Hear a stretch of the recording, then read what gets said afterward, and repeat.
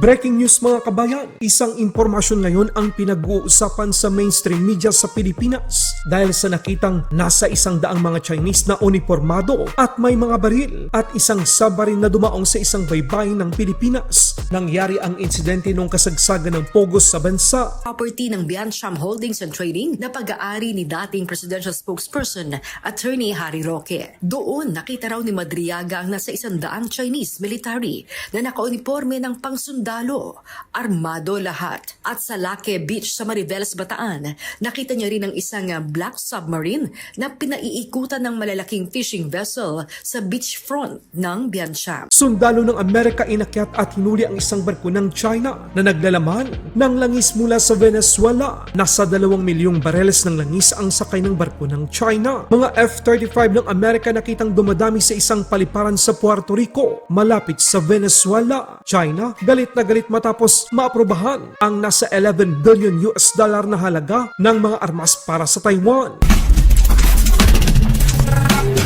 Mga kabayan, pinag-uusapan ngayon sa social media ang nakitang nasa 100 mga sundalo ng People's Liberation Army at isang submarine na dumaong pa sa Mariveles, Bataan sa area. Naging hub ito ng Pogo. Ayon kay Palad, taong 2020 na makapasok si Madriaga sa isang property ng Biancham Holdings and Trading na pag-aari ni dating presidential spokesperson Attorney Harry Roque. Doon nakita raw ni Madriaga ang nasa 100 Chinese military na nakauniforme ng pangsundalo, armado lahat. At sa Laque Beach sa Mariveles, Bataan, nakita niya rin ang isang black submarine na pinaiikutan ng malalaking fishing vessel sa beachfront ng Biancham. Doon na talagang mahirap puntahan, binakuran.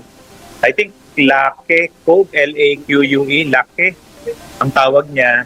Talaga raw, sabi niya, kitang-kita niya mismo mga naka-uniformadong mga Chinese para PLA, no? Numbering less than 100 daw yun, madami daw. Sabi niya, marami siya nakita mga Chinese military doon. With or without photos naman, mabigat yung allegation na yon, di ba? Maaring ginagamit nga to kasi may mga kwento siya na pwedeng gawing refueling area kung makukuha nila yon. Pero dahil nga dito sa pagdidemanda ng kaso sa ombudsman, natigil na yung proyekto na yon. Hindi na natuloy yung planong gawing yacht club ng mga Pogo operators itong lugar na to. Hindi naman nabago sa atin na yung mga Chinese paramilitary, yung Coast Guard nila, yung mga militia nila pumapasok sa mga exclusive economic zone natin, di ba? Normal na balita na yan na pumapasok sila na malapit na rito sa mga isla natin sa Palawan, etc. So, hindi na bago yan issue na pumapasok ang mga Chino sa atin.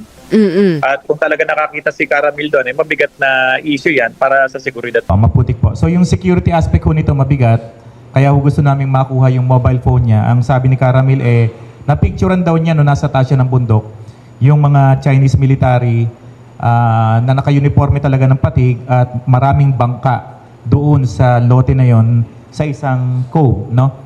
Kasi po maganda ho yung location ng Laque Beach, no? L-A-Q-U-E. Laque Beach, doon po dyan nakita yung mga maraming bangka at maraming sundalo. Sabi niya nga, numbering less than 100 na mga Chinese, mga PLA, no?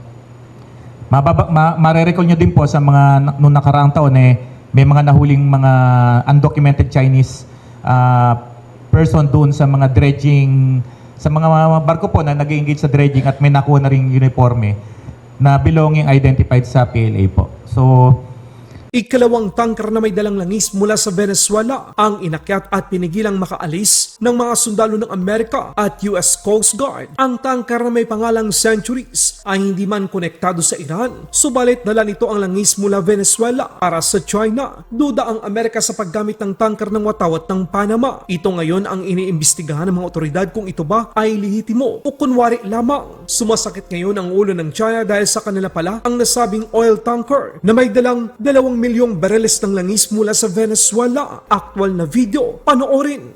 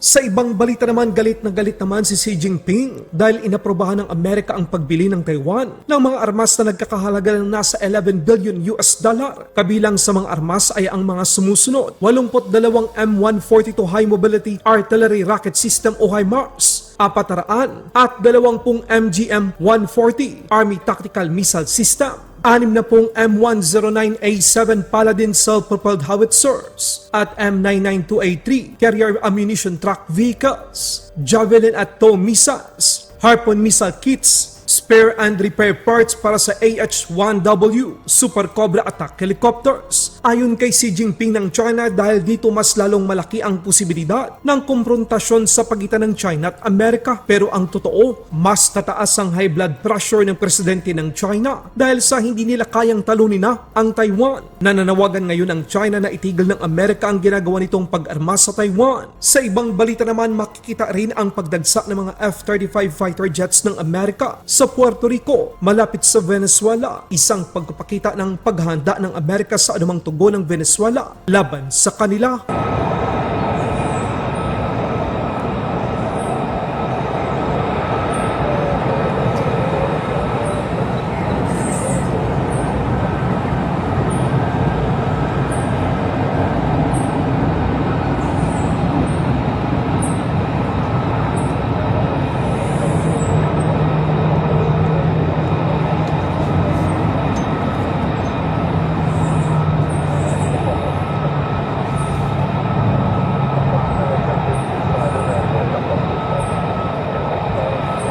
Laban Pinas.